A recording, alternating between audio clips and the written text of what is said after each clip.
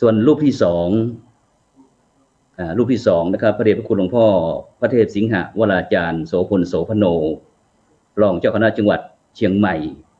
เจ้าอาวาสวัดพระสิงห์วรมหาวิหารอำเภอเมืองเชียงใหม่นมัสการครับหลวงพ่อครับผมส่วนรูปที่สามท่านอาจารย์พระครูอุเทนปัญญารังสีประธานภาคกีฬานุปถากจังหวัดเชียงใหม่เลขานุการเจ้าคณะอำเภอสันปะตองจังหวัดเชียงใหม่นมัสการครับอาจารย์ครับผมแล้วก็ท่านที่สี่ขอเจริญพรศาสตราจารย์เชี่ยวชาญพิเศษนายแพทย์บรรณกิจโลจนาภิวัฒน์คณบดีแพทยศาสตร์มหาวิทยาลัยเชียงใหม่จังหวัดเชียงใหม่ขอเจริญพรอาจารย์หมอราชการหลวงพ่อครับสาธุนะซึ่งในวันนี้นะครับต้องกราบขอบพระคุณและอนุโมทนากับพระมหาเถระแล้วก็แขกผู้มีเกียรตินะที่ได้เข้าแล้วก็อีกท่านหนึ่งเกือบลืมไปท่านคุณโยมธีรมนบัวงามจากเครือข่ายสำนักข่าวสื่อสาธารณะไทย PBS ขอเจริญพรโอ้จะตกกันไปได้ยังไงเนี่ยนะครับซึ่งในวันนี้นะครับก็ถือว่าเป็นชีวิตใหม่ที่ดีนะที่ได้รับความเมตตานะครับจากพระเดชพระคุณหลวงพ่อเจ้าคณะจังหวัดรองเจ้าคณะจังหวัดนะครับภาคกีฬานุปถากแล้วก็ผู้ที่มีส่วนรับผิดชอบโดยตรงเกี่ยวกับเรื่องการระบาดโควิดนะครับฉะนั้นเพื่อไม่ให้การเสียเวลานะครับขอกราบนิมนต์ครับพระเดชพระคุณหลวงพ่อพระเทพปริยัติเจ้าคณะจังหวัดเชียงใหม่ครับได้ทักทายกับบรรดาท่านผู้ฟังท่านผู้ชมที่กำลังติดตามการไลฟ์สดทาง Facebook แล้วก็ทางเพจไทย PBS นะครับและพร้อมทางเครือข่ายนะครับซึ่งวันนี้ก็มีการถ่ายทอดเสียงนะครับทั้งภาพนะครับจากสถานีวิทยุFM คลื่น 104.50 เมกะเฮิรตซ์ที่วัดฝ่ายหินด้วยครับกราบนิมนต์ครับพระเดชพระคุณหลวงพ่อครับผม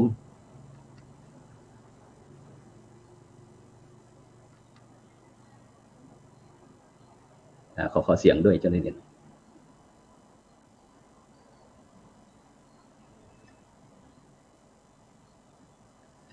เจ้าหน้าที่ขอเสียงนิดหนึ่งขอเสียงพระเดชพระคุณหลวงพ่อนิดหนึ่ง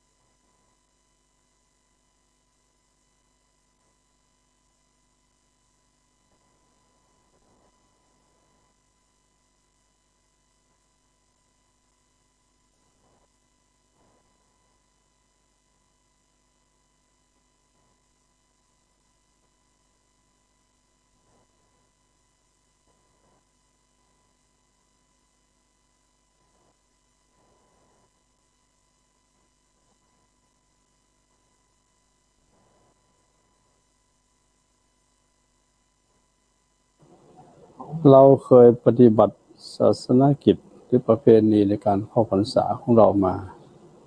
ตามที่เราเคยปฏิบัตินะตามพระวินัยนิยมอย่างหนึ่งตามประเพณีของครูบาอาจารย์ที่สืบทอดกันมาตามลำดับอย่างหนึ่ง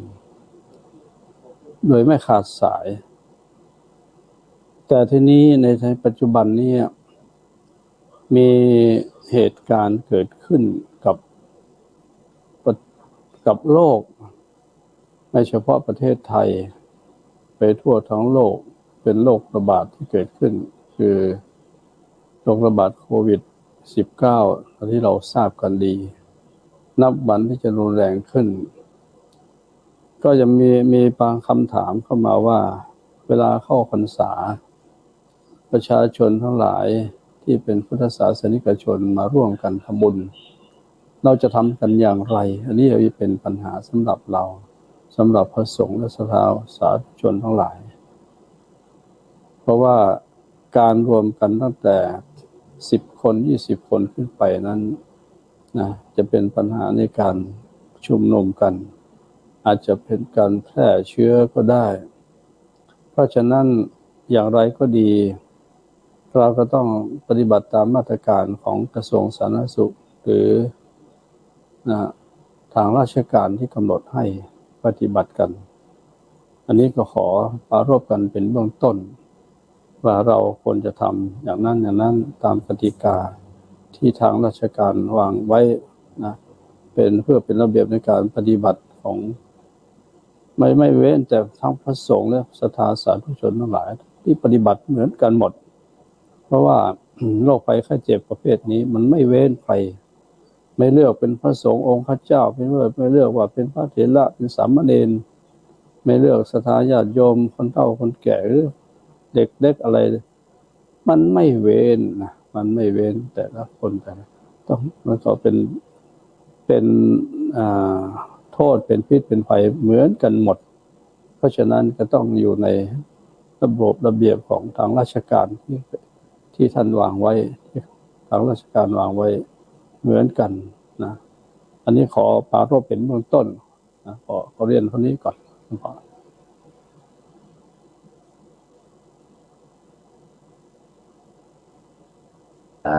ถูกกับในวัดเมตตาของพระเดชพระคุณหลวงพ่อนะครับประเทศปริยัติเจ้าคณะจังหวัดเชียงใหม่ครับที่ได้เมตตานะครับได้พูดถึงภาพรวมนะครับซึ่งก่อนที่ถ้าว่าผู้ร่วมเสวนาทุกท่านจะได้มีการแลกเปลี่ยนความคิดเห็นก็อยากจะให้เห็นภาพรวมของจังหวัดเชียงใหม่โดยเฉพาะในสถานการณ์ปัจจุบันโดยเฉพาะในวันนี้นะครับผู้ที่อยู่ใกล้ชิดที่สุดก็คงจะไม่พ้นอาจารย์หมอนะครับฉะนั้นในโอกาสนี้ขอเจริญพร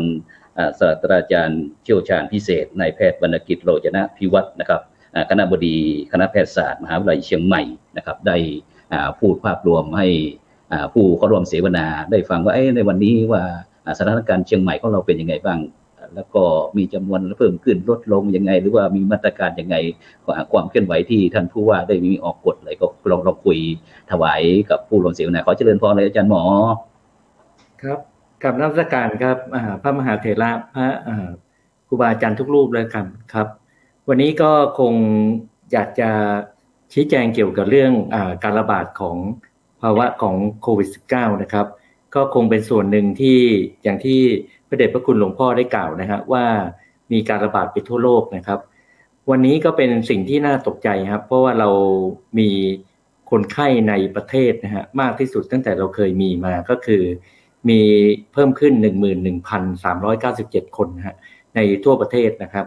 แล้วก็ในจังหวัดเชียงใหม่เราเนี่ยวันนี้ก็มีอยู่66คนนะครับที่มีการเพิ่มขึ้นเรียน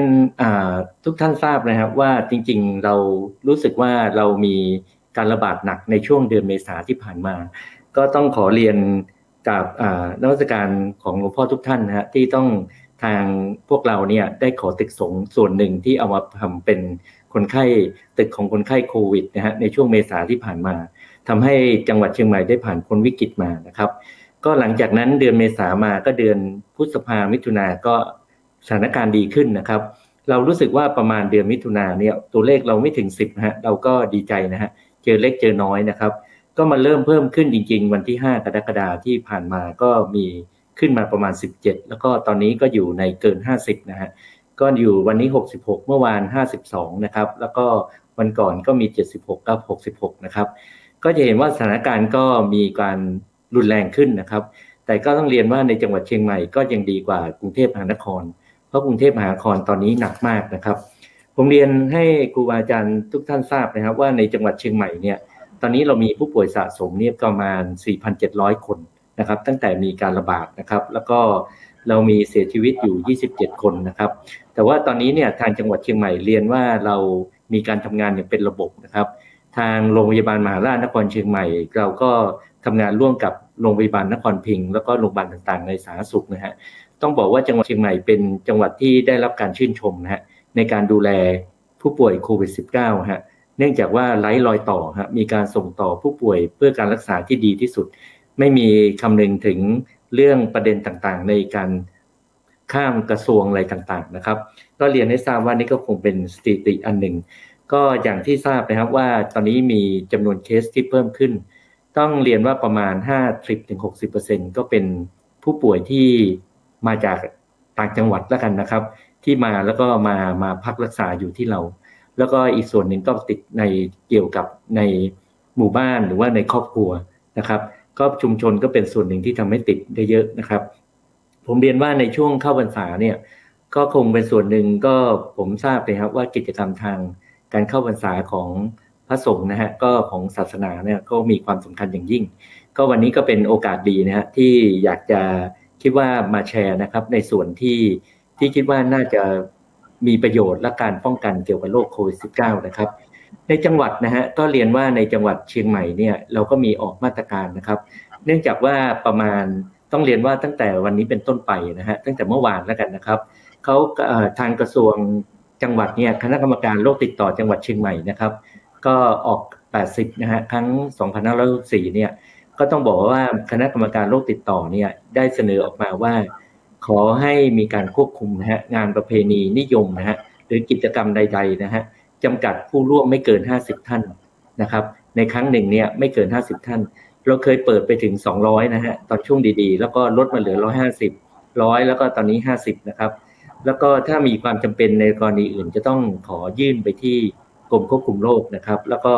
พยายามทำกิจกรรมให้น้อยที่สุดนะครับส่วนนี้ก็คงจะเป็นส่วนหนึ่งอีกจุดหนึ่งซึ่งผมคิดว่าไม่อยากให้ละเลยฮะก็คืองดการรับประทานอาหารร่วมกันอันนี้เป็นส่วนที่สำคัญฮะต้องเรียนว่าหลายคลัสเตอร์ที่เกิดขึ้นเนี่ยเกิดจากการรับประทานอาหารร่วมกันในขณะที่เราคิดว่าเปิดนิดเดียวนะฮะเปิดแมสนิดเดียวช่วงที่เปิดแมสเนี่ยคือช่วงที่มีความสำคัญมากนะครับก็ผมว่าอีกจุดหนึ่งที่สำคัญน่าจะมีการเคลื่อนผมไม่แน่ใจฮะในส่วนของคฤหัสถ์ก็จะมีการเคลื่อนของประชาชนเข้ามาจังหวัดเชียงใหม่นะครับก็ต้องเรียนว่าส่วนนี้เป็นส่วนที่มีความเสี่ยงสูงนะครับผมขอชี้แจงนิดหนึ่งว่าถ้าเข้ามาจังหวัดเชียงใหม่เนี่ยขณะนี้เรามีจังหวัดที่เป็นพื้นที่แดงสูงสุดนะครับและควบคุมแล้วกันนะครับก็ต้องบอกว่าเหลืองสูงสุดและเคลื่อนตอนแรกมีอยู่10จังหวัดนะครับแล้วก็ตอนนี้เพิ่มเป็น13จังหวัดนะครับ13จังหวัดนี้ก็เรียนครูบาอาจารย์ทุกท่านแล้วกันนะครับว่าถ้ามีบุคคลที่เดินทางมาจากกรุงเทพมหานครนะครับนครปฐมนนทบุรีสมุทรปราการสมุทรสาครนะครับแล้วก็ปทุมธานีนะครับฉะเชิงเทรานะครับแล้วก็ชลบุรีนครปฐมนะครับแล้วก็3จังหวัดภาคใต้นราธิวาสยะลาปัตตานีแล้วก็สงขลานะครับแล้วก็ทางคณะแพทยศาสตร์เราอีกอำเภอหนึ่งนะที่เรากังวลมากก็คืออำเภอแม่สอดจังหวัดตากนะต้องเรียนว่า13จังหวัดกับ1อำเภอเนี่ยเป็นกลุ่มเสี่ยงที่ควบคุมสูงสุดถ้าเข้ามานี่นะต้องเรียนว่าจะต้องทำการตามมาตรการอย่างเคร่งครัดนะฮะเพราะฉะนั้นหนึ่งที่เขาแนะนำเลยนะครับว่าทุกท่านที่มาเนี่ยจำเป็นจะต้องลงข้อมูล CM ชนะนะฮะก็คือเชียงใหม่ชนะนะครับก่อนเดินทางเข้าจังหวัดเชียงใหม่นะครับแล้วต้องรายงานตัวต่อควบคุมพนักงานควบคุมโรคติดต่อในพื้นที่เราจะเห็นว่าปกติถ้ามีการเข้ามาจะมีอสม.หรือว่ามีใครเข้ามาประกบนะฮะแล้วก็มาติดตามนะครับแล้วก็อันหนึ่งที่สำคัญนะฮะกลุ่มนี้จำเป็นจะต้องสวอปทุกรายนะครับตามมาตรการของจังหวัดเชียงใหม่และก็ต้องมีการกักตัว14วันนะครับส่วนกรณีต่างจากนี้คือผู้ได้รับวัคซีนครบนะฮะก็คือซิโนแวค2เข็มแล้วก็แอสตราเซเนกา1เข็มนะฮะกลุ่มนี้ก็สวอปอย่างเดียวฮะอาจจะไม่จำเป็นต้องควอรันทีนนะครับต้องเรียนครูบาอาจารย์ทุกท่านแล้วกันนะครับว่าค่อนข้างจะซีเรียสเหมือนกันในกลุ่มเสี่ยงที่มาตอนนี้ต้องบอกว่าเตียงในกรุงเทพมหานครแทบไม่มีเตียงเลยฮะแล้วก็มีการเพิ่มขึ้นของผู้ป่วยทุกจังหวัดเพราะฉะนั้นจังหวัดเสี่ยงที่ควบคุมสูงสุดที่ผมได้กล่าวนะฮะ13จังหวัดถ้าต้องเรียนว่าทางประชาชนนี้ทางเราดูแลอยู่แต่ถ้าทางพระภิกษุสงฆ์ผมคิดว่าใน13จังหวัดและ1อำเภอเนี่ยเป็นกลุ่มที่มีกลุ่มเสี่ยงสูงนะฮะก็อยากให้ปฏิบัติตามมาตรการของจังหวัดเพื่อลดการแพร่ติดเชื้อนะครับส่วนถ้าในส่วนของมาตรการในการที่จะทำกิจกรรมต่างๆในช่วงเข้าพรรษาเนี่ยถ้าพยายามจะให้ไม่ถึง50ท่านนะครับไม่ถึง50รูปในการทำกิจกรรมอาจจะต้องปรับไปตามความเหมาะสมของช่วงเวลานะครับ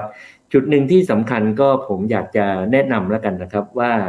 ก็คงจะมีมาตรการอย่างที่ว่าคนที่เข้าไปทำกิจกรรมอย่างที่ผมว่าทุกวัดได้ทำอยู่แล้วนะครับก็มีการวัดอุณหภูมิการใช้แอลกอฮอล์ล้างมืออะไรต่างๆแล้วก็ต้องแนะนำให้ญาติโยมเนี่ยต้องใส่หน้ากากอนามัยนะครับก็มีอยู่5จุดที่สำคัญนะฮะที่ผม แนะนำนะฮะก็คือการใส่หน้ากากอนามัยควรใส่ทุกครั้งผมได้ส่ง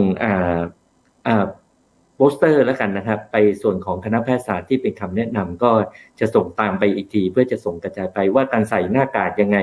ให้เหมาะสมนะครับต้องแนบยังไงอะไรต่างๆเพราะว่าบางทีใส่ไม่เหมาะสมก็ป้องกันไม่ได้เต็มที่นะครับอันที่สองก็ต้องล้างมือให้เหมาะสมนะครับในช่วงมีการใช้แอลกอฮอล์หรือว่ามีการล้างมือการรับประทานอาหารนะครับเมื่อกี้ผมเรียนว่าเป็นส่วนที่สำคัญมากเลยเป็นส่วนที่เป็นช่วงเวลาที่ติดกันเยอะมากในปัจจุบันนะฮะในการทำงานนะครับแล้วก็การประกอบกิจทางศาสนานะครับช่วงนี้ก็ต้องเป็นช่วงที่มีความระมัดระวังแล้วก็ผมคิดว่า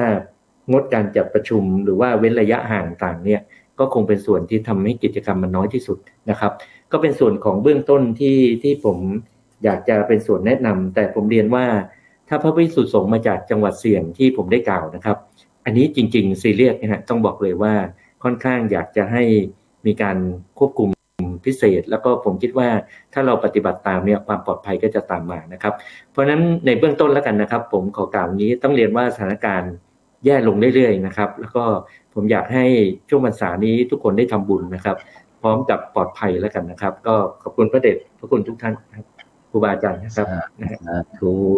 ขอบคุณท่านอาจารย์ศาสตราจารย์เชี่ยวชาญพิเศษนายแพทย์บรรณกิจโลจนาภิวัฒน์คณบดีคณะแพทยศาสตร์มหาวิทยาลัยเชียงใหม่นะที่ได้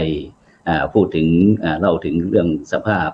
ความเป็นจริงของในเมืองเชียงใหม่ของเราในขณะนี้นะซึ่งในขณะนี้บรรดาท่านผู้ฟังท่านผู้ชมก็กำลังติดตามเวทีเสวนาออนไลน์สื่อสาธารณะไทย PBS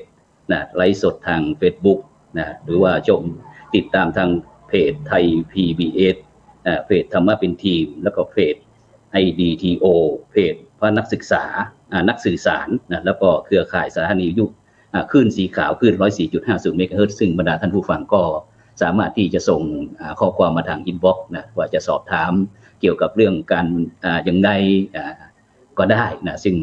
ในโอกาสนี้เราก็กำลังจัดเวทีเสวนากันเพื่อที่จะเป็นทางออกอีกทางหนึ่งนะเพื่อเป็นทางเลือกนะพูดกันง่ายๆนะฉะนั้นก็ในโอกาสนี้หลังจากที่เราได้รับฟังทางผู้เชี่ยวชาญหรือผู้ที่มีประสบการณ์ก็คือด้านคุณหมอที่จากกระทรวงสาธารณสุขนะได้ดูแลเกี่ยวกับเรื่องการแพร่ระบาดของโควิดเมื่อได้ฟังแล้วเราต่อไปขอการนิมนต์ครับพระเดชพระคุณหลวงพ่อพระเทพสิงหาวราจารย์นะครับรองเจ้าคณะจังหวัดเชียงใหม่นะครับเจ้าวาดวัดพระสิงห์วรมหาวิหารครับพระเดชพระคุณครับเมื่อได้รับฟังคุณหมอแล้วพระเดชพระคุณหลวงพ่อมีความคิดเห็นอย่างไรบ้างครับที่จะเสริมเติมเต็มเกี่ยวกับคุณหมอบอกว่าเป็นห่วงครับลูกพระลูกเนรนะครับกราบนิมนต์ครับผมขอถวายความเคารพพระเดชคุณหลวงพ่อเทพปริยัติวัดเจ้าหน้าที่เชียงใหม่พระเถระทุกรูปผู้ฟังทุกท่านขอเจริญพรท่านคณบดีคณะแพทยศาสตร์อาจารย์หมอซึ่งได้ให้รายละเอียดต่างๆไปแล้วก็เจริญพรผู้ร่วมรายการท่านหนึ่งนะสำหรับเรื่องปัญหาที่เกิดขึ้นฟังตั้งแต่พระเดชคุณพ่อเจ้าหน้าที่จังหวัดได้กล่าวถึงเรื่องของสิ่งที่เกิดขึ้นก็คือการแพร่ระบาดของไวรัสโคโรนา 2019 แล้วก็ท่านคณบดีได้กล่าวถึงสถานการณ์ในปัจจุบันที่มีการแพร่การระบาดมากยิ่งขึ้นถ้ากล่าวถึงในส่วนของศรัทธาประชาชนก็ดีทางคณะสงฆ์ก็ดีตอนนี้เราก็จะเห็นว่าก็เริ่มตื่นตัวกันคือรู้กันว่าอะไรเกิดขึ้นณสถานการณ์ปัจจุบันเมื่อสถานการณ์เกิดขึ้นอย่างนี้แสดงว่ามีปัญหาเกิดขึ้นกับโลกของเรากับบ้านของเรากับเมืองของเราเป็นปัญหาซึ่งพยายามระดมความคิดระดมกำลังสติปัญญาก็วิธีการช่วยแก้ปัญหาจากการฟังนี้แล้วก็เห็นว่าสถานการณ์ก็ยังไม่คลี่คลายจะดีขึ้นก็เกิดระลอก2, 3, 4ต่อไปเรื่อยๆอย่างนี้ในความคิดก็อยากจะนำเสนอว่าในฐานะที่เราเป็นชาวพุทธเนี่ยเราน่าจะ ถ้าเรามาการที่จะช่วยกันแก้ปัญหาต่างๆเนี่ยเป็นการจัดการเชิงพุทธอย่างที่พระพุทธเจ้าท่านได้ตรัสรู้อริยสัจสี่ปัญหาที่เกิดขึ้นก็คือความทุกข์ปัญหาที่เกิดขึ้นสมุทัยก็คือเหตุของปัญหาคืออะไรแล้วก็นิโรธคือการดับทุกข์มรรคก็คือทางแห่งการดับทุกข์ก็อยู่ในของธรรมจักรกับปวัตตนสูตรที่ตรงกับวันอาสาฬหบูชาพอดีที่พระเจ้าแสดงธรรมจักรกับปวัตตนสูตรปัญหาก็คือเรื่องของการแพร่ระบาดของไวรัสโคโรนา 2019 นี่คือปัญหาที่เกิดขึ้นแล้วก็เหตุของปัญหาที่เกิดขึ้นก็ดังที่เราทราบกันนะถ้าเราจะกล่าวถึงแค่ประมาณก็คือว่าเมื่อเหตุเกิด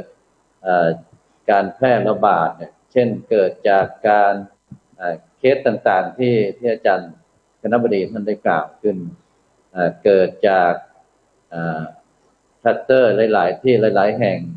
ที่สำคัญอย่างหนึ่งก็คือเรื่องของสถานที่เป็นแหล่งอบายมุขนี่ก็เป็นสาเหตุหนึ่งที่สำคัญก็สถานการณ์ปัจจุบันวันเข้าพรรษาอาสาฬหะเนี่ยก็จะรณรงค์กันลดละเลิกอบายมุขทั้งหลายทั้งปวงสมทานเรื่องของสัมปตวิรัติเว้นจากการนึกการคิดอันนี้เป็นสิ่งที่เราควรละลดเลิกสมทานวิรัติโดยการสมทานรักษาศีลพอถึงอาสาฬหบูชาเข้าพรรษาประชาชนโดยทั่วไปเมื่อสถานการณ์ปกติก็จะเริ่มเข้าวัดเข้าวาเตรียมตัวกันละจะเข้าพรรษาก็เตรียมไปนอนวัดบ้างสมาทานอุโบสถศีลบ้างบางคนก็เคยดื่มเหล้ามาก็3 เดือนนี้ก็จะลดจะเลิกเรื่องของการดื่มสุรายาเมาก็หมายความว่าละลดเลิกอบายมุขทั้งปวงเป็นเทศกาลแห่งการทำความดีแล้วนอกจากนั้นแล้วก็เป็นบางคนก็เป็นสมุจเฉทวิรัติเลยละ3 เดือนนี้ขอเลิกแล้วก็ละไปตลอดชีวิตก็มีอันนี้เป็นเรื่องของการเอาเรื่องของเชิงพุทธมาคุยให้ฟังว่าเราสามารถนำมาใช้ได้ในสถานการณ์ปัจจุบันนะก็เมื่อมีปัญหาเกิดขึ้นสาเหตุก็เป็นคลัสเตอร์ต่างๆที่เกิดขึ้นที่ทำให้การแพร่ระบาดเร็วขึ้นแล้วก็ไม่สามารถยับยั้งได้ถ้าเราไม่ร่วมมือกันแล้วก็ทีนี้ต่อไปก็คือทางนิโรธคือการดับทุกข์การทางที่จะแก้ปัญหาเนี่ยต้องแก้ปัญหายังไงบ้างก็ทางกระทรวงสาธารณสุขก็ดีทางเมื่อกี้ท่านคณบดีท่านก็ได้กล่าวไว้ว่าการจะแก้ปัญหาเช่นต้องรักษาอยู่ตลอดเวลาเรื่องการอยู่ห่างล้างมือใส่แมสอยู่ตลอดนี่ก็เป็นทางแก้ปัญหาก็คือก็เหมือนกันนิโรธทางที่จะแก้ปัญหาได้ดับทุกข์ได้ตอนนี้เราเป็นทุกข์เรื่องของการแพร่ระบาดของไวรัสแล้วก็ที่มันแพร่ระบาดเพราะเราไม่ปฏิบัติตามมาตรการคือทางที่ทางกระทรวงสาธารณสุขหรือทางผู้รู้อาจารย์หมอทุกท่านทุกคนที่มีความรู้มีความเชี่ยวชาญท่านจะได้บอกวิธีการขั้นตอนว่าต้องทำอย่างนั้นอย่างนั้นสามารถป้องกันได้สามารถลดความเสี่ยงได้ถ้าเราถือปฏิบัติเราก็เอาอริยสัจสี่นี้มาเป็นเรื่องมาเป็นบริหารจัดการเชิงพุทธได้อันนี้เป็นอันหนึ่งที่เราสามารถทำได้แล้วก็ส่วนในเรื่องของการปฏิบัติศาสนกิจต่างๆก็อยากจะถือโอกาสได้คุยตอนนี้ได้พูดตอนนี้ว่าตอนนี้ดังที่กล่าวเบื้องต้นว่าทั้งส่วนของพระสงฆ์ก็ดีในทั้งส่วนของฆราวาสญาติโยมก็รู้ตื่นตัวกันบ้างอาจจะมีบางท่านบางคนที่อาจจะยังปล่อยปละละเลยที่ไม่ดูแลตัวเองซึ่งถ้า เป็นอย่างนี้ก็อาจจะเป็นสาเหตุของการแพร่ระบาดได้เราดูวัดตามปัจจุบันเนี่ยคนที่เคยมาทำบุญตักบาตรจากการที่มีคนเข้าวัดจำนวนมากคนมาท่องเที่ยวจำนวนมากก็ลดลงวันพระจากการที่ญาติโยมมาเป็นจำนวนร้อยกว่าก็เหลือประมาณ20กว่าการจัดการนั่งจัดสถานที่สำหรับให้ญาติโยมนั่งเราก็ใช้วิธีตั้งเก้าอี้ห่างๆกันแล้วก็ตรงทางเข้าเป็นโบสถ์เป็นวิหารก็ดีเราก็จัดที่วัดไข้แล้วก็เจลล้างมือแล้วก็มีป้ายประกาศมีคำบอกเตือนของทางกระทรวงสาธารณสุขของทางราชการของทางคณะแพทย์ก็ติดไว้ด้วยเป็นการเตือนแล้วก็ตามเสาวิหารบางทีแล้วก็พิมพ์ติดไปไว้ว่ากรุณานั่งห่างๆกรุณาล้างมือกรุณาใส่แมสอย่างนี้เป็นต้นก็เป็นมาตรการอย่างหนึ่ง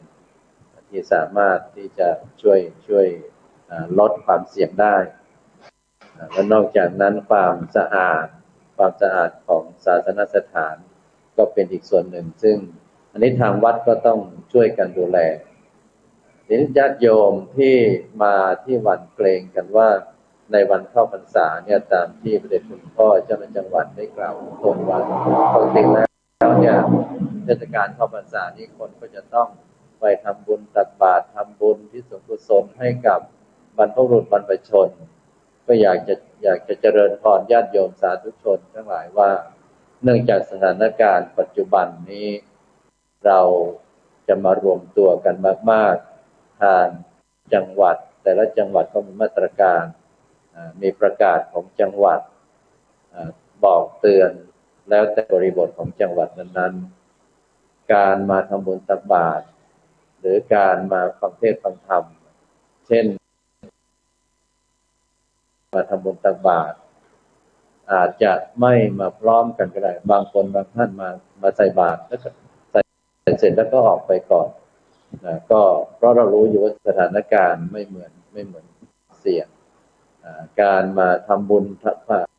ถวายเทียนพรรษาผ้าน้ำฝนก็เหมือนกันตอนนี้ก็น่าจะเริ่มทำได้ไม่ต้องไปรวมกันเฉพาะวันอาสาฬหบูชาหรือวันเข้าพรรษาเท่านั้นเราถือว่าเป็นเทศกาลก็สามารถทำได้แล้วก็วันมาฆบูชาวันวิสาขบูชาที่ผ่านมานี่เราก็ใช้วิธีการว่าเชิญศรัทธาญาติโยมใครที่อยากจะเวียนเทียนก็เวียนเทียนได้ตลอดวันบางท่านอาจจะมาเช้ากลางวันตอนเย็นแต่ตอนค่ำๆนี้ก็เราก็งด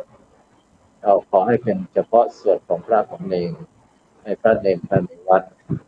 เวียนเทียนญาติโยมก็มาเวียนตอนกลางวันไม่ต้องมารวมกันมากๆถ้าสถานการณ์ปกติก็ไม่เป็นไรตอนนี้เราก็รู้กันไม่ว่าจะเป็นทางวัดทางบ้านเขาเข้าใจกันอันนี้ก็เรื่องของการปฏิบัติศาสนกิจการทำบุญตักบาตรฟังเทศน์ฟังเทศน์ก็เดี๋ยวนี้มีระบบฟังทางออนไลน์ได้จะเป็นสถานีวิทยุโทรทัศน์หรือจะเป็นสถานีวิทยุกระจายเสียงก็สามารถฟังได้ตลอดที่ผมฟังได้ปฏิบัติธรรมที่บ้านก็ได้ครับในรอบนี้ก็กราบขอบพระคุณครับพระเดชพระคุณหลวงพ่อพระเทพสิงหาวราจารย์นะครับเจ้าอาวาสวัดรองเจ้าคณะจังหวัดเชียงใหม่นะครับเจ้าอาวาสวัดพระสิงห์วรมหาวิหารนะครับก็ได้พูดถึงภาพรวมนะครับเกี่ยวว่าอย่างมาตรการขั้นพื้นฐานนะครับหรือว่าตามขั้นตอนการคัดกรองนะครับที่วัดพระสิงห์วรมหาวิหารนะครับซึ่งพระเดชพระคุณก็ได้แจ้งไปนะครับซึ่งในปัจจุบันนี้เราจะเห็นว่าบทบาทนะครับของพระสงฆ์เยอะมากยิ่งขึ้นนะครับอย่างที่เราจะติดตามทางสื่อต่างๆนะครับทางทีวีบ้างทางออนไลน์บ้างครับจะเห็นว่าพระสงฆ์แล้วก็ร่วมกับทุกหน่วยงานทั้งภาครัฐภาคเอกชนนะครับเพราะว่าในปัจจุบันอย่างที่อาจารย์หมอได้พูดไว้นะครับอย่างกรุงเทพบ้างนนทบุรีบ้างชลบุรีบ้างนะครับซึ่งก็มีผู้ที่เสียชีวิตเยอะมากๆนะครับฉะนั้นก็เราจะเห็นบทบาทนะครับของพระสงฆ์นะครับเป็นทั้งผู้ที่ทั้งสวดแล้วก็ประกอบชาปนกิจด้วยนะครับเราจะเห็นนะครับแม้กระทั่งที่ภาพที่วันนั้นมีคุณโยมเคสหนึ่งที่ท่านน้ำหนักประมาณสัก200นะ ทีนี้ใส่โลงแล้วที่มาที่วัดโลงปลิกนะพระก็ไม่ได้ใส่ชุด PPE นะก็เลยวุ่นวายไปหมดนะครับฉะนั้นก็เราจะไปก่อนที่เราจะไปที่อาจารย์ธีรมนต์เราก็จะไปที่ท่านอาจารย์พระครูอุเทนนะครับปัญญารังสีนะครับเมื่อได้เห็นบทบาทของพระสงฆ์ที่ได้ช่วยสังคมนะครับในสถานการณ์โควิดระบาดนี่ครับอาจารย์มีความคิดเห็นยังไงบ้างครับในฐานะที่เป็นพระสงฆ์รุ่นใหม่ครับผมกราบนิมนต์ครับท่านอาจารย์พระครูอุเทนปัญญารังสีครับผมกับขอกราบถวายความเคารพพระมหาเถรานุเถระแล้วก็เจริญพรคณะศรัทธาญาติโยมทั้งหลายผมนั้นก็ได้รับมอบหมายเป็นประธานพระคีรานุปถากเกี่ยวกับสุขภาพทั้งหมดเมื่อมีการในจังหวัดเชียงใหม่นั้นมีการอบรมพระคีรานุปถากหรือว่าพระอสวนั้นตั้งแต่ปีพุทธศักราช 2561 ถึงปัจจุบันนี้มีพระที่ผ่านการอบรม 418 รูปแล้วก็ได้ปฏิบัติหน้าที่แต่ละอำเภอชื่ออำเภอทั้งหมดมี25อำเภอแต่ได้ปฏิบัติหน้าที่ก็คือได้ร่วมกับรพสตร่วมกับสสอสาธารณสุขอำเภอได้ร่วมกันปฏิบัติหน้าที่ก็คือในช่วงที่ยังไม่มีโควิดนั้นก็ได้ไปดูแลพระสงฆ์ในเขตตำบลเขตวัดแต่ละวัดของพระที่ได้รับการอบรมมาแล้วนะครับเมื่อดูแลพระสงฆ์เสร็จแล้วก็ได้ร่วมกับรพสตที่เป็นพี่เลี้ยงก็ได้ออกไปเยี่ยมผู้ป่วยติดเตียงมีทั้งพระสงฆ์แล้วก็ทั้งฆราวาสเมื่อได้ไปเยี่ยมแล้วก็ได้ให้กำลังใจดังที่ได้รับโอวาทจากหลวงพ่อพระเทพปริยัติเจ้าคณะจังหวัดท่านได้ให้โอวาทว่าพระสงฆ์เป็นผู้ที่ให้กำลังใจเป็นผู้ที่ยึดเหนี่ยวจิตใจของศรัทธาเพียงไปเยี่ยมเขาบ่ต้องมีอย่างนักมีป้ายสักเส้นหนึ่งมามัดมือมาผูกขวัญก็ทำให้มีกำลังใจอันนี้ก็คือทางพระคีรานุปถากแต่ละอำเภอได้ทำกันได้ส่วนหนึ่งก็คือที่ได้ครับเงินก็คือในด้านการคัดกรองวัดพระคีรานุปถากได้รับการอบรมเบื้องต้นในการคัดกรองก็ดีการพิธีใส่แมสก็ดีการล้างมือต่างๆแต่ละวัดเนี่ยจะได้ประสานพระคีรานุปถากในจังหวัดเชียงใหม่ประสานเมื่อเราทำงานตัวนี้แล้วครับเราก็มีการประชุมออนไลน์แล้วก็มาประเมินว่าแต่ละที่แต่ละอำเภอนั้นมีบริบทที่แตกต่างกันก็เลยได้ทำงานตัวนี้ครับในส่วนของในยุคปัจจุบันโรคโควิดมานั้นทางพระคีรานุปถากนั้นก็ได้ทำหน้าที่แต่ละอำเภอนั้นก็ได้ทำหน้าที่คัดกรองเข้าวัดเป็นการสนองงานของคณะสงฆ์นะครับคณะสงฆ์ส่วนที่ว่าโรคระบาดโควิดจะจัดการอย่างไรนั้นทางพระคีรานุปถากนั้นก็จะได้ฟังนโยบายจากผู้ปกครองหรือว่าทางคุณหมอต่างๆเพื่อที่จะไปประสานกับพระคีรานุปถากในจังหวัดเชียงใหม่เพื่อที่จะได้ปฏิบัติได้ถูกต้องครับเบื้องต้นผมก็คงจะมีรายงานที่นี้ก่อนครับครับสาธุครับท่านอาจารย์พระครูอุเทนปัญญารังสีนะครับประธานพระคีรานุปถากจังหวัดเชียงใหม่นะครับเลขานุการเจ้าคณะอำเภอสันปะตองนะครับซึ่งบรรดาท่านผู้ฟังท่านผู้ชมที่กำลังติดตามเวทีเสวนาเป็นการความร่วมมือของพระคีรานุปถากจังหวัดเชียงใหม่ร่วมกับศูนย์ความเป็นเลิศทางการแพทย์คณะแพทยศาสตร์มหาวิทยาลัยเชียงใหม่แล้วก็สำนักเครือข่ายสื่อสาธารณะไทย PBS ได้จัดเวทีเสวนาเกี่ยวกับหัวข้อว่าเข้าพรรษาอย่างไรให้ปลอดภัยจากโควิด -19 นะครับฉะนั้นตอนนี้เราก็ท่านผู้ฟังท่านผู้ชมก็สามารถที่จะส่งข้อความมาทางอินบ็อกซ์นะเพื่อที่จะสอบถามเรื่องราวอะไรซึ่งตอนนี้ได้ทราบข่าวว่าเริ่มมีคำถามแล้วฉะนั้นเราโยนไปขอเจริญพรนะคุณโยมธีรมนบัวงามจากเครือข่ายสำนักข่าวสื่อสาธารณะไทย PBS เป็นผู้สอบถามของผู้ร่วมเสวนาขอเจริญพรคุณโยมครับนมัสการครับขอกราบนมัสการพระเดชพระคุณนะครับ แล้วก็เจ้าคณะจังหวัดแล้วก็รองเจ้าคณะจังหวัดนะครับแล้วก็สวัสดีคณบดีนะครับของคณะแพทยศาสตร์นะครับผมเข้าใจว่าวันนี้ครับคือเนื่องจากว่าวันนี้เราคุยกันก็การเสวนาการพูดคุยวันนี้มันก็เดินทางมาถึงประมาณครึ่งทางของการนำเสนอนะครับก็ขอบคุณพระครูโสพลมากนะครับที่ช่วยซักถามแล้วก็นำประเด็นนะครับคือเราได้เห็นสถานการณ์ของการพื้นที่ของการระบาดนะครับได้เห็นหลักธรรมนะครับที่ได้ที่ทางวัดต่างๆนะครับและทางคณะเจ้าคณะจังหวัดเนี่ยครับก็ได้ออกประกาศมาตรการต่างๆในการดำเนินการนะครับเพื่อจะให้ญาติโยมสาธุชนต่างๆได้รวมถึงพระสงฆ์ด้วยนะครับที่จะเข้าสู่การเข้าพรรษาแล้วก็ปฏิบัติศาสนกิจอย่างปลอดภัยนะครับในสถานการณ์ที่มีการระบาดของโควิดนะครับคราวนี้คือผมคิดว่ามันมีรายละเอียดนะครับหลายจุดนะครับที่คิดว่าอยากจะท่าน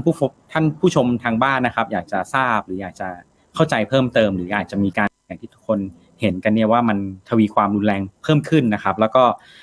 เชียงใหม่ก็อาจจะเป็นจุดหนึ่งที่เราอาจจะต้องทำงานกันค่อนข้างแบบเข้มงวดขึ้นนะครับเข้มแข็งขึ้นนะไม่จะใช้คำว่าไงดีก็แข่งขันขึ้นนะครับในการดูแลร่วมกันคิดว่าณจุดนี้ครับก็อาจจะเป็นจุดที่ได้พูดคุยและลงรายละเอียดนะครับว่าในสถานการณ์ในบริบทของตัวพระแล้วก็ตัวการปฏิบัติศาสนกิจของญาติโยมต่างๆเนี่ยมันมีรายละเอียดอะไรต่างๆที่อาจจะได้เริ่มทำไปแล้วหรือจะต้องได้ทำเพิ่มขึ้นนะครับคราวนี้ผมก็เลยคิดว่าคงจะเริ่มซักถามเพิ่มเติมครับว่าในรายละเอียดของกรณีของพระกีฬานะครับหลายคนก็อาจจะทราบนะว่าเป็นพระอสวใช่ไหมครับหรือคล้ายๆเป็นอสมที่อยู่ในวัดอะไรเงี้ยครับก็อย่างที่พระครูนะครับพระครูอุเทนได้นำเสนอไปนะครับว่ามีการปฏิบัติมีประมาณ400รูปใช่ไหมครับทั่วจังหวัดเชียงใหม่ถูกไหมครับอันนี้ใช่ไหมครับแล้วก็ได้มีมาตรการในการคัดกรองอะไรต่างๆนะครับจากแต่เท่าที่ฟังของนายแพทย์บรรณกิจนะครับอาจารย์หมอได้แนะนำเสนอมาเนี่ยไอ้มาตรการการคัดกรองอะไรพวกนี้มันจะต้องมีการทำเพิ่มเติมไหมครับหรือว่าระลอก3ระลอก4พวกนี้ภาคกีฬาเราทำอะไรเพิ่มขึ้นนะครับรวมถึงบทบาทของพระนักสื่อสารที่ทำเรื่องของการสื่อสารเชิงรุกเข้าไปในวัดด้วยครับอันนี้อาจจะขอพระครูเทนช่วยเล่าเพิ่มเติมอีกนิดนึงครับครับขอเจริญพรส่วนที่จะได้ทำต่อนั่นก็คือหลังจากที่เรามีการคัดกรองวัดที่จะ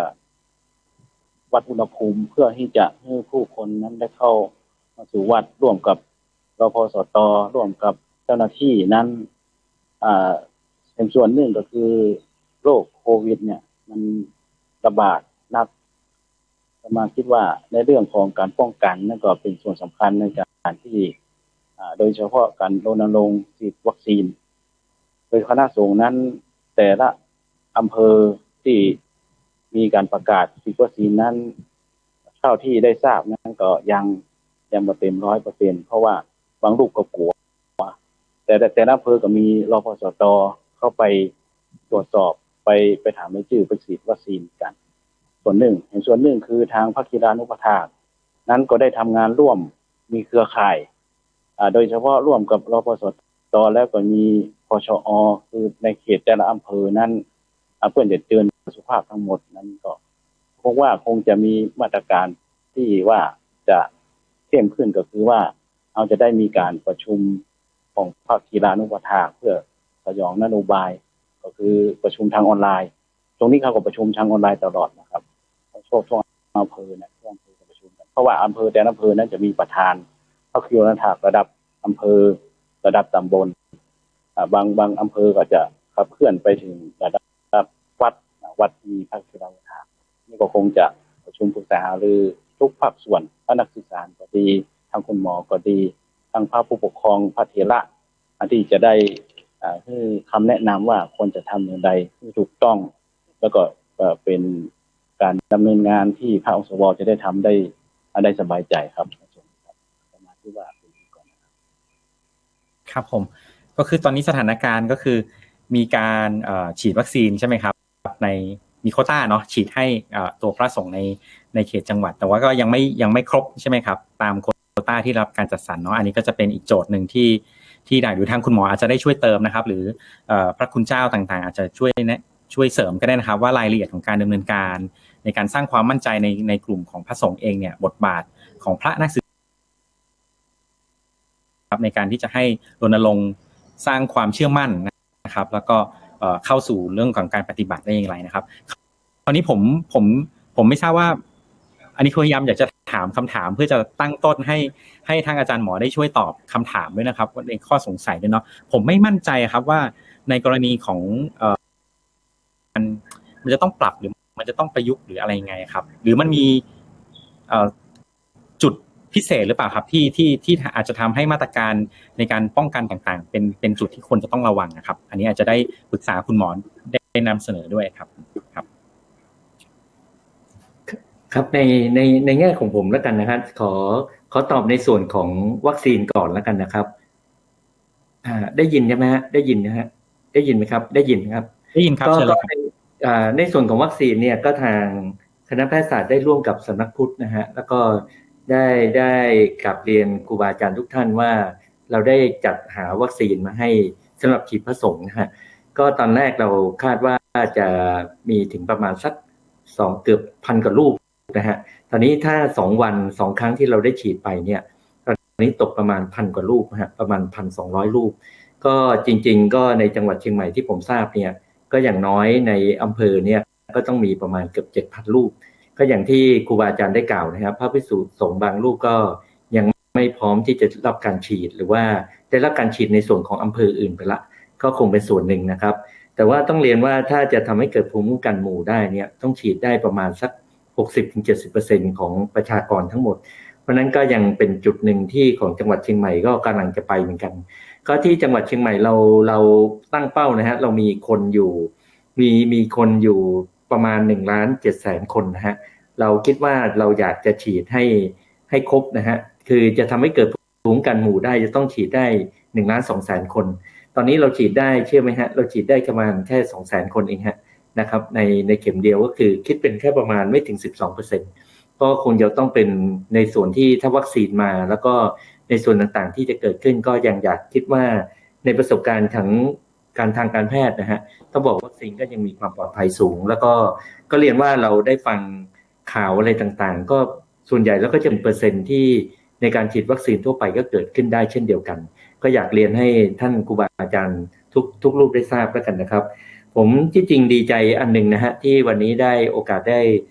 เข้าเสวนาเนี่ยก็ต้องเรียนบอกว่าการทำงานของฆราวาสก็ต้องอาศัยนะฮะทางพระภิกษุสงฆ์นะฮะต้องบอกว่าการทำงานเป็นทีมเดียวกันคือก็อย่างที่ครูบาอาจารย์ทุกรูปได้กล่าวนะฮะพระภิกษุสงฆ์ก็อันหนึ่งที่สำคัญก็คือด้านจิตใจนะฮะผมว่าบางคนโอ้โหเครียดนะฮะแล้วก็มีความทุกข์มากจากภาวะนี้ก็เป็นส่วนหนึ่งที่พระภิกษุสงฆ์น่าจะช่วยในส่วนของด้านจิตใจได้แล้วก็การทำงานที่เป็นทีมนะฮะผมคิดว่าอสมทั้งฆราวาสกับอสมที่เป็นส่วนของทางพระนะฮะถ้าทำงานร่วมกันนี้ผมว่าสิ่งที่ผลของการเกิดขึ้นจากเชียงใหม่ประสบการณ์ตั้งแต่ 2-3 ครั้งที่ของโควิดที่รุนแรงนะฮะเราก็ยังผ่านพ้นไปได้ดีนะครับก็ยังเรียนว่าส่วนนี้เป็นส่วนที่ความร่วมมือกันก็เป็นส่วนที่สำคัญส่วนกิจกรรมเมื่อวานก็มีการพูดคุยถึงปาฏิโมกข์นะฮะพอดีผมต้องกราบส่วนนี้ก็คงจะต้องเป็นคล้ายๆเป็นพระธรรมวินัยของทางพระสงฆ์นะฮะก็อาจจะขอครูบาอาจารย์ได้ตอบแล้วกันนะครับแต่ส่วนของผมคิดว่าถ้าจำนวนคนน้อยที่สุดระยะเวลาสั้นที่สุดและจำเป็นจะต้องอยู่อย่างนั้นก็คงจะต้องปรับตามความเหมาะสมนะฮะก็ต้องเรียนว่าอันนึงที่เราจากประสบการณ์การระบาดครั้ง2 ครั้ง 3 ครั้งที่แล้วเนี่ยอันนึงจะต้องระวังเหมือนกันนะฮะผมทราบว่าช่วงนี้มีพระภิกษุสงฆ์ที่บวชใหม่นะฮะที่เข้ามาเนี่ยกลุ่มนี้ก็คงจะต้องเป็นส่วนของที่เราจะต้องมีความระมัดระวังเช่นเดียวกันนะฮะต้องมีการคัดกรองมีอะไรให้เหมาะสมที่สุดนะครับส่วนเรื่องปาฏิโมกข์ผมคิดว่าถ้ามีโอกาสระยะเวลาสั้นที่สุดนะฮะให้ถูกพระธรรมวินัยด้วยนะฮะอยู่ด้วยจำนวนคนที่น้อยที่สุดแล้วเว้นระยะห่างซึ่งไม่แน่ใจว่าทำได้หรือเปล่านะฮะต้องขอพระเดชพระคุณหลวงพ่อช่วยตอบแล้วกันนะครับแต่ในส่วนของผมด้วยหลักการเนี่ยก็ตามทางการแพทย์ก็คง ระมัดระวังเรื่องการใส่หน้ากากนะครับหน้ากากอนามัยมีการล้างมือแล้วก็เว้นระยะห่างแล้วก็อยู่ในแนะนำให้ทำกิจกรรมทุกอย่างในที่โล่งฮะไม่อยากให้ทำในห้องแอร์นะครับเพราะว่าเวลาเราดูการติดตามเวลาคนที่เป็นไม่เป็นนะฮะแล้วมีความเสี่ยงเนี่ยเราดูสถานที่เป็นปัจจัยหนึ่งฮะถ้าอยู่ในห้องแอร์เนี่ยต้องตรวจละเอียดมากแต่ว่าถ้าอยู่ในที่โล่งโอกาสติดก็จะน้อยลงนะครับถ้ามีความเสี่ยงอยู่ก็ยังคิดว่าสถานที่จำนวนระยะเวลาแล้วก็ระยะห่างก็จะเป็นส่วนสำคัญนะครับในหลักการแล้วกันนะครับในเบื้องต้นครับหลักการครับครับขอบคุณอาจารย์หมอมากครับสถานที่จำนวนระยะเวลานะครับแล้วก็ทำอย่างไรให้ถูกต้องตามพระธรรมวินัยด้วยนะครับขอเชิญ พระเดชพระคุณเลยครับผมครับหรือไม่ทราบพระเดชพระคุณท่านใดจะตอบครับที่พระเดชคุณหลวงพ่อพระเทพสิงหวรอาจารย์เลยก็ได้หรือว่าหลวงพ่อเดชคุณหลวงพ่อพระเทพก็ได้ครับผมการนิมนต์ข้าหลวงพ่อครับขอเจริญพรนะเรื่องพระธรรมวินัยเป็นเรื่องที่จำเป็นของพระภิกษุสงฆ์โดยเฉพาะการเข้าพรรษาเนี่ยจะต้องลงอุโบสถทุก15 วันทั้งครั้งขึ้นข้างแรมเพราะฉะนั้นเมื่อเป็นเช่นนี้ สิ่งที่ดีควรจะแนะนำก็คือว่าแต่ละจุดของการลงอุโบสถบางจุดก็ไม่ถึง20 30เท่านั้นนะถ้าบางจุดที่เกินกว่า50เนี่ยก็อยู่ในที่ประธานสงฆ์ที่จะแบ่งสรรปันส่วนกันว่าควรจะลงเท่านี้ลงที่ไม่ได้ลงก็คงจะเป็นลงในโอกาสหน้าพอมีตลอดพรรษา3 เดือนเนี่ยมันจะต้องลงทุกเดือนนะทุก15 วันเพราะนั้นการที่อีกนัยยะหนึ่งอีกประการหนึ่งที่พระสงฆ์จะเว้นไม่ได้นะเป็นพระวินัยบังคับปฏิบัติตามพระวินัยก็คือนั่งหัตถบาตนี่เป็นสังฆกรรมของพระสงฆ์ทั้งบวชพระทั้งฟังพระปาติโมกข์ทั้งสวดให้ผ้ากฐินทั้งสวดถอนสีมาจะต้องเข้าหัตถบาตกันนะหมายความว่าไม่ห่างเกินกว่า1 ศอกขึ้นไปนะถ้าห่างเกินกว่านั้นไปพระวินัยไม่สมบูรณ์กับพระวินัยเพราะนั้น เนี่ยควรจะแบ่งส่วนกันเพราะสถานการณ์บังคับเมื่อเช่นนี้ก็แบ่งส่วนกันว่าวัดไหนถ้ามีเยอะก็คงจะแบ่งส่วนกันลงพระปฏิโมกข์อันที่จริงแล้วพระที่ไม่ถึงเวลาวันพระปฏิโมกข์ไม่ลงพระปฏิโมกข์ก็เป็นการผิดพระวินัยด้วยนะไปไหนด้วยแต่ว่าเมื่อสถานการณ์บังคับเช่นนี้ก็เราจำเป็นต้องทำนี่ต้องปฏิบัติเสียส่วนน้อยเอาส่วนมากไว้ต้องปฏิบัติตามกติกาของทางคุณหมอทางกระทรวงสาธารณสุขเพื่อให้ความปลอดภัยทั้งพระสงฆ์เองนะส่วนการที่จะเข้าหากันนั้นก็อย่างที่คุณหมอแนะนำต้องใส่ผ้าแมสนะหน้ากากอนามัยล้างมือนะก็ขอสงฆ์ที่จะเข้าทำสังฆกรรมทุกแห่งในจังหวัดเชียงใหม่ของเราขอตั้งจุดคัดกรองนะพ่อพระกีฬานุทุกที่ทุกแห่งทุกประจำทุกอำเภอบางจุดก็มีประจำตำบลด้วยตั้งจุดคัดกรองนะวัดอุณหภูมิแล้วก็ล้างเจลเอาเจลล้างมือก่อนเข้าสังฆกรรมออกมาแล้วก็ทำมีการล้างมือเช่นเดียวกันนะอันนี้ควรปฏิบัติตามกติกาของคุณหมอเพื่อความปลอดภัยในอีกประการหนึ่งในการทำบุญตักบาตรโดยเฉพาะกับวันเข้าพรรษาจะมีคนเยอะมีปัญหาว่าจะทำอย่างไรที่จะให้นั่งกันห่างกันพอประมาณนะ1 หรือ 2 เมตรอะไรเนี่ยถ้ามีบางวัดมีปัญหาในเรื่องสถานที่โบสถ์ก็ดีหรือวิหารเนี่ยนะบางวัดเล็กวิหารเล็กสถานที่จำกัด ก็ เราควรจัดได้เนี่ยนะ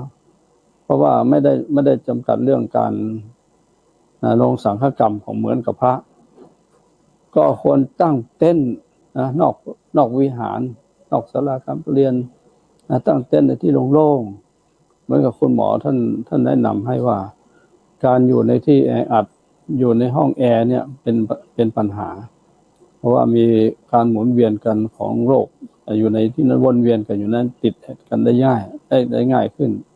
เพราะนั้นถ้าเราไปตั้งเต็นท์นอกวิหารเนี่ยที่โล่งๆก็จะเป็นการดีทั้งเทศธรรมทั้งตอนบ่ายด้วยทั้งตอนเช้าเลยพอที่ต้องตั้งเต็นท์ก็ได้ตั้งเต็นท์กันเพื่อ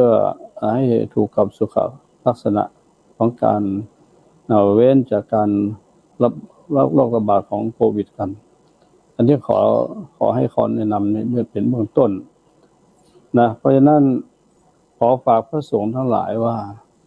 การเข้าทำสังฆกรรมในที่ใดแต่ว่าการนั่งหัตถบาตนั้นมันมีความจำเป็นจะละเลยก็ไม่ได้แต่ก็เราก็คัดกรองกันอย่างดีนะให้คัดกรองอย่างเคร่งครัดที่มีปัญหาหนึ่งก็คือการสวดพระปาติโมกข์สวดพระปาติโมกข์นั้นอย่างน้อย30 นาทีหรือ40 นาทีถ้าสวดช้าหน่อยก็เกือบจะชั่วโมง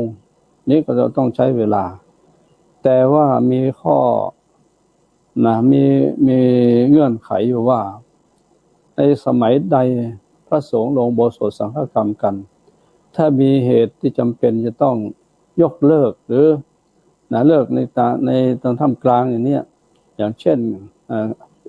อสรพิษเกิดขึ้นในที่ประชุมสงฆ์หรือโจรมาปล้นไฟไหม้น้ำหลากจะต้องเลิกกลางมาที่ประชุมสงฆ์นั้นให้ได้เพราะฉะนั้น เราก็อนุเคราะห์ตามคงจะเข้ากับข้อเงื่อนไขของการเข้าทำสังฆกรรมที่สามารถจะสวดย่อหรือจะสวดคัดตอนตัดตอนลงก็หมายความว่าเราจะไม่ใช้เวลาให้มากเกินไม่มากนักแล้วก็สวดสักครึ่งหนึ่งอะไรเนี้ยแต่อย่างไรก็ดีเราจะตัดพระองค์ใดองค์หนึ่งจะตัดสินใจคงจะลำบากเพราะฉะนั้นเมื่อเข้าประชุมสงฆ์แล้วเนี่ยควรจะถามในที่ประชุมสงฆ์ว่าเราจะควรสวดกันอย่างไรสวดน้อยสวดมากสวดพอประมาณนะเพราะก็ถ้าพระสงฆ์ในที่ประชุมนั้นมีความเห็นอย่างนี้ก็เอามติที่ประชุมสงฆ์ก็จะเป็นการดีนะอันนี้ขอให้เป็นขอแนะเป็นเบื้องต้นเพื่อความเหมาะสมกับสถานการณ์ที่เป็นอย่างนี้มันมีความจำกัดหลายเรื่องหลายราวขอฝากข้อคิดไว้เป็นเบื้องต้นก่อนนะขอเจริญพรในวันนี้นะสาธุขอบพระคุณพระเดชคุณพระเทพปริยัติมากนะครับที่ชี้แจงเนาะแล้วก็กระจ่างมากเลยนะครับว่าหลักธรรมมีการอนุวัตอย่างไรบ้างนะครับเพื่อจะให้เราปลอดภัยเสียส่วนมากเสียส่วนน้อยเพื่อรักษาส่วนมากนะครับแล้วก็ไม่ผิดพระธรรมวินัยนะครับเมื่อสักครู่ครับมีประเด็นของคุณหมอได้ปรารภถึงเรื่องของการดูแลสุขภาพจิตสุขภาพใจอะครับที่ตัวพระเองนะครับจะได้ร่วมกับญาติโยมต่างๆแล้วก็กลุ่มคนทำงานต่างๆนี่ครับแล้วเมื่อกี้ที่เชื่อมโยงกับประเด็นที่พระครูนะครับพระครูเชนเนาะได้คุยได้นำเสนอถึงบทบาทพระคีลาเนี่ยผมเห็นว่ามันมีบทบาทของพระสื่อสารพระคีลาต่างๆที่ทำอย่างนี้ครับอันนี้อยากจะนิมนต์พระเดชพระคุณนะครับช่วยพระเดชพระคุณสิงหาวราจารย์ก็ได้ครับหรือพระครูเทนก็ได้จะเติมต่อก็ได้นะครับว่าไอ้โจทย์ต่อไปข้างหน้าเนาะของการที่ตัวพระสงฆ์ต่างๆนะครับพระคีลาหรือพระนักสื่อสารเองที่จะมาช่วยดูแลสุขภาพจิตสุขภาพใจของชุมชนแล้วก็เคลื่อนเข้าสู่ตัวเข้าพรรษาอย่างปลอดภัยเนี่ยมันน่าจะเป็นยังไงได้บ้างครับในอนาคตข้างหน้าครับนิมนต์ครับ เราเหลือ5 นาทีเองนะตอนนี้นะเวลาเหลือ เราครับเวลาเหลือ5 นาทีเองเหรอครับเหลือเวลา5 นาทีเองคือเสียดายจังเลยคือผมรู้สึกว่ามันมีประเด็นที่น่าสนใจมากเวลาเรามีนิดจริงเดียวจริงๆนะครับฉะนั้นก็ต้องทิ้งไว้คนนี้นะฉะนั้นก็เดี๋ยวผมขอสรุปนิดนึงนะครับผมได้เห็นเดือนก่อนให้นาทีหนึ่งครับผมเห็นประเด็นแบบนี้ครับว่าเมื่อกี้มันมีการพูดถึงตัวประกาศต่างๆนะครับที่จะมีการจัดสรรคนสถานที่และเวลาใช่ไหมครับเพื่อจะปลอดภัยเรื่องของการให้ญาติโยมมาเวียนเทียนในช่วงกลางวันว่าช่วงค่ำเนี่ยของให้ทางเป็นกิจของสงฆ์ไปเป็นส่วนของพระสงฆ์ไปนะครับส่วนตรงนี้ผมคิดว่าในสังคมโดยภาพรวมกว้างๆเนี่ยคนก็อาจจะยังงงอยู่หรืออาจจะไม่เข้าใจเนี่ยครับคิดว่าอันนี้อาจจะเป็นโจทย์นะครับทิ้งไว้ว่ามันจะมีเวทีการคุยต่อไปว่าบทบาทของภาคกีฬาบทบาทของพระนักสื่อสารบทบาทของทีมงานสาธารณสุขต่างๆแล้วก็สื่อมวลชนอะไรต่างๆเนี่ยครับจะร่วมกันนำเสนอหรือประชาสัมพันธ์ส่วนนี้ได้อย่างไรนะครับนี่ก็ฝากเป็นประเด็นต่อนะครับวันนี้ก็ขอเสียดายที่ไม่ได้มีคุยกันวันนี้ครับขอบคุณมากครับเจริญพรขอบคุณคุณโยมธีรมนบัวงามจากเครือข่ายสำนักข่าวสื่อสาธารณะไทย PBS นะที่พยายามที่จะกันกรองคำถามต่างๆมากราบเรียนพระเดชพระคุณหลวงพ่อเจ้าคณะจังหวัดรองเจ้าคณะจังหวัดพร้อมทั้งภาคกีฬานุปถัมภ์นะครับแต่เนื่องจากเวลาของเรานะครับจากซึ่งบรรดาผู้ฟังก็ส่งข้อความมาทางอินบ็อกซ์ข้อถามบ้างก็ต้องขอบคุณอนุโมทนาซึ่งวันนี้ก็เวทีเสวนาออนไลน์สื่อสาธารณะไทย PBS ซึ่งได้สนทนาเกี่ยวกับเรื่องเข้าพรรษาอย่างไรให้ปลอดภัยจากโควิดนะครับฉะนั้นก็อย่างที่เรารู้ก็คนไทยทุกคนได้รับผลกระทบหมดเลยครับฉะนั้นเหลือเวลานิดหนึ่งครับก็จะถวายแก่พระเดชพระคุณหลวงพ่อพระเทพสิงหาวราจารย์นะครับได้พูดถึงภาพรวมแล้วก็ให้กำลังใจครับพี่น้องคนไทยนะครับที่ได้รับผลกระทบนะครับหลังจากนั้นเราก็จะต้องจากลาบรรดาท่านผู้ฟังไปก่อนแล้วก็คอยติดตามก็แล้วกันว่าทางพระสื่อเครือข่ายสื่อสาธารณะไทย PBS ร่วมกับคณะแพทยศาสตร์หรือว่าภาคกีฬานุปถัมภ์แล้วก็เครือข่ายว่าสงฆ์นักพัฒนาต่างๆนั้นจะได้จัดกิจกรรมเมื่อไหร่นะครับฉะนั้นในการนี้ขอกราบนิมนต์ครับพระเดชพระคุณหลวงพ่อครับได้กล่าวให้กำลังใจกับพี่น้องคนไทยนะครับทุกหมู่ทุกเราครับที่ได้รับผลกระทบจากโควิดขอกราบนิมนต์ครับพระเดชพระคุณหลวงพ่อพระเทพสิงหาวราจารย์ครับผมเป็นเรื่องสำคัญมโนปุพังขมามโนเศรษฐามโนมายาใจเป็นใหญ่ใจเป็นประธานเราถูกปัญหามากระทบทั้งทางกายทางใจปัญหาเรื่องของสุขภาพที่ได้กล่าวได้คุยกันมาโดยตลอดแล้วก็เรื่องของสิ่งที่กระทบอีกอันหนึ่งก็คือเรื่องของปัญหาเศรษฐกิจก็ดีปัญหาทางด้านจิตใจก็ดีสิ่งนี้ถ้าหากว่าเราปล่อยใจของเราให้อ่อนไหวไปกับสถานการณ์เราปล่อยใจของเราให้ท้อแท้เบื่อหน่ายหรือท้อถอยก็จะทำให้ปัญหามากหรือหนักมากยิ่งขึ้นเพราะนั้นการใช้สติพิจารณาไตร่ตรองแล้วก็วิเคราะห์เรื่องราวต่างๆสถานการณ์ก็ดีปัญหาที่เกิดขึ้นก็ดีแล้วก็ใช้สติใช้ปัญญาพยายามแก้ปัญหาให้ถูกต้องให้ถูกทางอย่างที่เราดูตามสื่อต่างๆก็ดีบางทีแชร์กันต่อไปเรื่อยๆโดยที่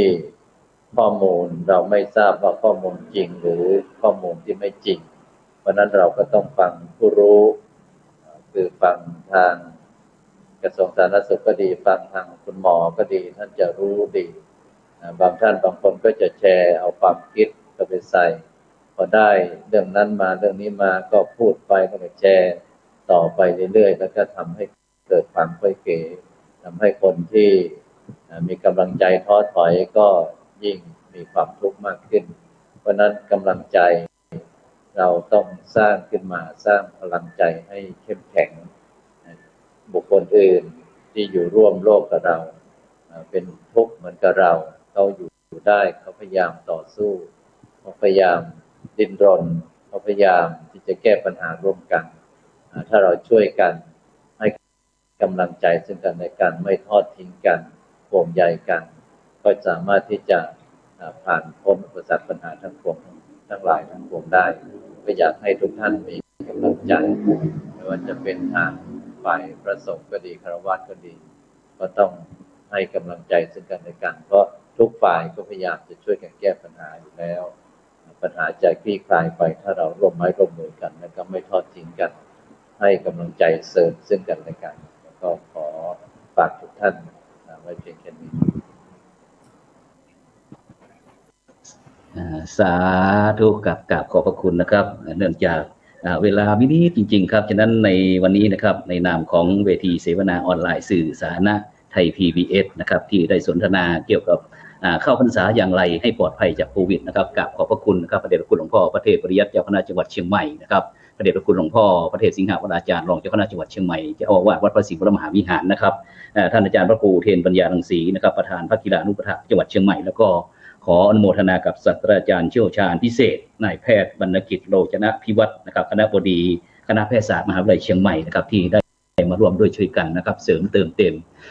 ให้กับประชาชนคนไทยเราได้มีความหวังมากยิ่งขึ้นครับโดยเฉพาะในเทศกาลเข้าพรรษานี้นะครับฉะนั้นในวันนี้ก็ผมพระครูโสพลปริยัติพร้อมทั้งคุณโยมธีรมนนะครับบัวงามจากเครือข่ายสำนักข่าวสื่อสาธารณะไทย PBS นะครับขอนำรายการเวทีเสวนาจากบรรดาท่านผู้ฟังไปก่อนเพราะว่าเวลาหมดเวลานะครับก็ขอให้ทุกท่านหลับฝันดีมีเงินใช้ไร้โลคาพยาธิปราศจากโควิด -19 ไม่เจ็บไม่จนร่ำรวยทุกท่าน